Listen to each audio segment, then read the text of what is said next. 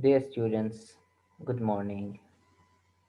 Well, today's lecture is about the differences between the term nationality and the other terms. So, in the previous lecture, we were talking about the nationality and residency, the nationality and domicile, and I think we were talking about the nationality and the citizenship.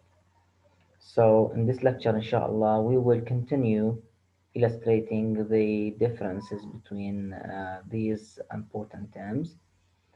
So I told you before that the main difference between the nationality and the citizenship is that the nationality means the case when the person belongs to a state, when he enjoys all the rights, all the liberties, and he is capable of all duties according to the constitution of the state. However, the citizenship, it is a legal system which is in a rank which is in middle rank, or it is in a rank which is less than the nationality system. So, as mentioned here, the nationality is a state which individual becomes a full citizen of the state, enjoys all the civil and political rights as the state grants to him. However, the citizenship, as I told you, it is a lower order than the nationality. That is, it is in a middle rank. However, in nationality, we can say that it is the higher rank, or it is at the top rank of the status for the national. So, according to the citizenship style, the person is not a full national. However, it is a preliminary condition which enables him to fulfill the state of the full national. Under the citizenship, the individual enjoys the nationality of the state, but he doesn't enjoy all the rights or even all the political rights and duties. That's why we say that the main difference between the nationality and the citizenship is that nationality means full rights and duties, citizenship means inchoate rights and duties. Nationality is a legal system which is higher than the citizenship. The citizenship, it may be considered a preliminary condition in order to fulfill or to reach the status of the full nationality. This is the nuance between the nationality and the citizenship. However, some jurists in the field of private international law considers that there is no difference between the two terms. Anyway, here the difference now not between nationality and citizenship. We move to another topic, which is the difference between the nationality as term and the domicile and residency.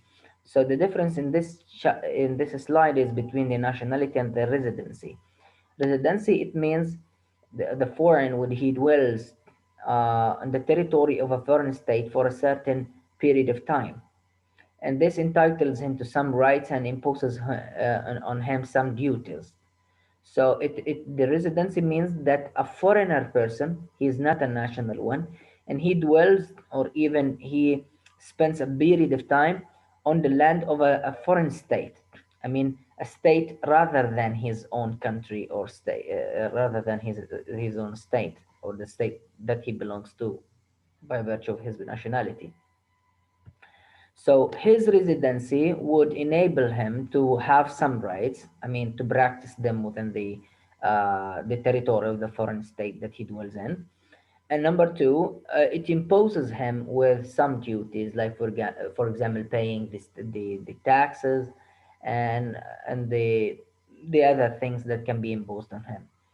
So residency here, which means the existence, your existence as national in the within the territory of the foreign state. This residency is maybe a permanent one or it may be a temporary one, and both has their effect on the matter of the nationality. So, most countries allow a foreigner who resides in their territory for a certain period, such as 10 years, for example, to naturalize their nationality. I mean, to acquire the nationality by the way of the naturalization, أو عملية التجنس, if he fulfills other conditions determined and by the law of each country. I think I told you that the residency, whether it is permanent or temporary, it affects on the nationality.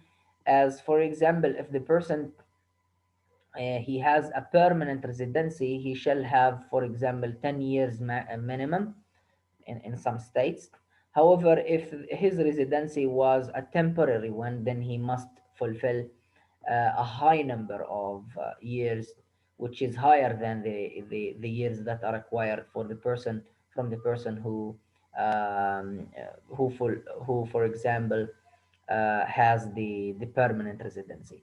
So the difference between the permanent and the temporary residency and regarding their effect on the nationality is about the number of years that are acquired from the person to spend within the state territory in order to get the nationality.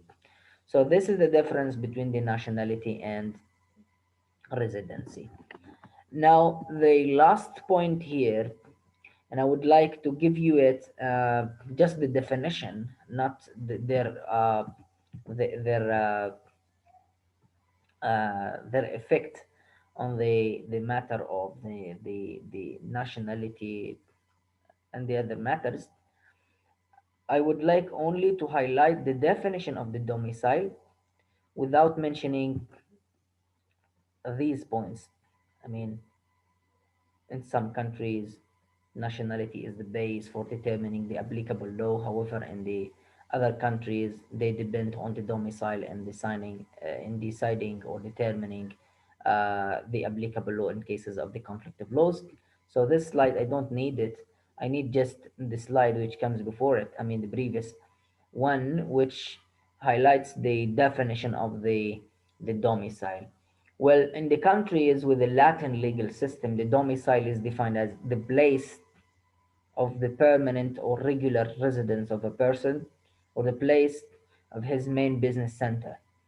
So when a person, but he must be national person. When the national person, for example, a Palestinian person, he dwells in Gaza, we consider that Gaza, since it's the place of his permanent or regular residence, Gaza is considered the domicile of this person.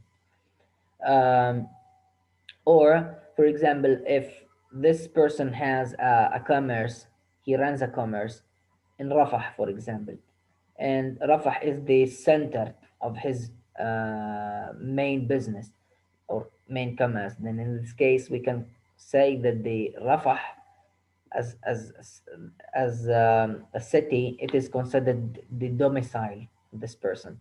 So the domicile in the Latin legal system is the place of the permanent or regular residence of the person, or it is the place of his main business center. Okay. However, in the countries of the common law, قانون العموم or قانون الشائع احنا بنسميه القانون العام, in the common law system, the domicile is defined as the country, meaning the province or the state within one state, which law considers it permanent headquarters. Like if the person lives in Syria, for example, and he dwells in Aleppo, for example, Aleppo is considered the permanent headquarter where the person dwells. So this place is considered the domicile of that person, not because he dwells in Aleppo, but because it is the permanent headquarter. Okay, so they do not depend on the place where the person dwells or something. They consider the country, I mean the province or the state within the state. If it is considered as a headquarter, then it is considered a domicile. Well, this is a little bit complicated. The difference between the two legal systems is um, so narrow. So I would like to illustrate it in more details when I come to illustrate the domicile in more details. So I would leave the difference between the two legal systems for the coming lectures. However, all you have to know about the legal system, the Latin one and the common one, is a definition. If you don't know what is the difference between them, you just save them now and we will illustrate them later, okay? So this is the difference between the nationality as a system and the residency, the domicile, and the citizenship. Now, I have a question here. Is it a condition to have the nationality to firstly have a state? I mean, is the state existence a condition to have a nationality? Well, previously I told you that the definition of the nationality is a legal relationship between the individual and the state. So, according to this definition, the existence of the state is an important matter because if there is no state, then no nationality. I mean, if there is no Palestine, no talking about Palestinians. If there is no Egypt, no Egyptians. So, since the relation is between a state and a national person or a person, then this means that the state is one of the pillars of the nationality.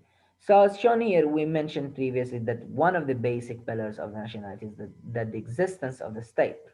So, since it is a pillar, we can say that when the thing loses one of its pillars, it is not existed anymore.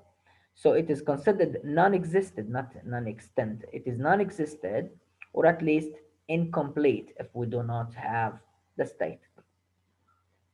The state is the one which grants the nationality. It is the one which withdraws, drops, or do anything or determine anything of the nationality details. That's why we can say that no nationality without a state. There must be a state. However, the